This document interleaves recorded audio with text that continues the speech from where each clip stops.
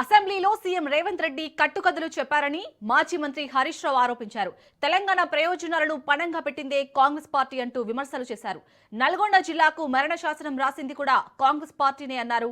తెలంగాణ భవన్లో నదీ జలాలపై Harish Rao power point presentation ఇచ్చారు. కాళేశ్వరం ప్రాజెక్టు మీద సీఎం రేవంత్ కక్ష కట్టారని, పాలమూరుపై పగబట్టారని విరుచుకుపడ్డారు. గోదావరి బనకచెర్ల ప్రాజెక్టుపై లోపాయికారి ఒప్పందం చేసుకున్నారన్నారు.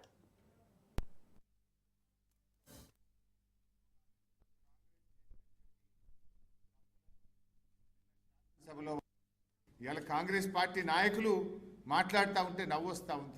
ఏలేశ్వరం దగ్గర కట్టాల్సిన నాగార్జున సాగర్ ప్రాజెక్టును నందికొండకు మార్చి కూడా మన నల్లగొండ మహబూబ్ నగర్ జిల్లాలకు అన్యాయం చేసింది కాంగ్రెస్ పార్టీ. ఇలా వాళ్ళు నీళ్ళ గురించి మాట్లాడుతున్నారు. అసలు 600 కిలోమీటర్ల గోదావరి, 300 కిలోమీటర్ల కృష్ణా నది ప్రవహిస్తున్నటువంటి ఈ ప్రాంతంలో తాగునీటికి సాగునీటికి గోసపడే పరిస్థితి వచ్చిందంటేనే 60 ఏళ్ళు ఈ రాష్ట్రాన్ని పాలించినటువంటి కాంగ్రెస్ తెలుగుదేశం పార్టీలు ఇవాళ గోదావరిలో మన పరివాహక ప్రాంతం 79% ఉంటే కాంగ్రెస్ తెలుగుదేశం పాలనలో మనకు దక్కింది 15%. కృష్ణా పరివాహక ప్రాంతం దాదాపు 69% ఉంటే మనకు దక్కింది 34%.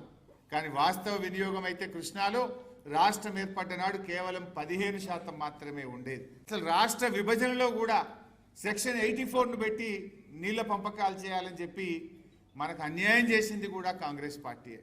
నిన్న రేవంత్ రెడ్డి మాట్లాడుతున్నాడు, సోనియా గాంధీ మనకు రక్షణలు కల్పించింది స్టేట్ రియాగనైజేషన్ యాక్ట్లో అని చెప్పి నేను బుక్ పట్టుకొని చదివింది.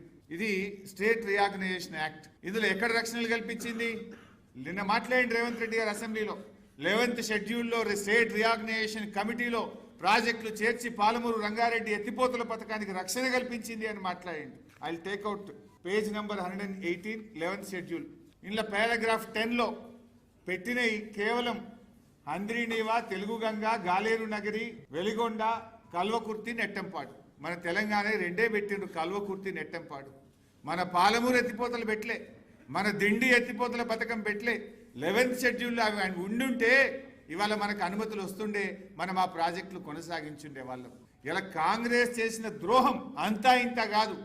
రాష్ట్రాన్ని కలిపింది కాంగ్రెస్, మన విద్యార్థి యువకులను పొట్టన పెట్టుకున్నది కాంగ్రెస్, మన ప్రాజెక్టులను రద్దు చేసింది కాంగ్రెస్.